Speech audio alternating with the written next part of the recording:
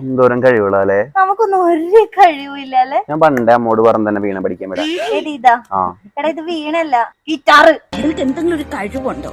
നിനക്ക് കലാപരമായിട്ടുള്ള കഴിവുണ്ടോ? നന്നായി നീ പഠിക്കാൻ. ആര് പറഞ്ഞു നമുക്ക് കഴിവില്ലാന്ന്? ഞാൻ എന്റെ കഴിവ് കാണിച്ചു തരാം. എനിക്കൊക്കെ കഴിവുണ്ടല്ലോ അറിയേ. എന്റെ ടൂൾസ് എടുക്കട്ടെ.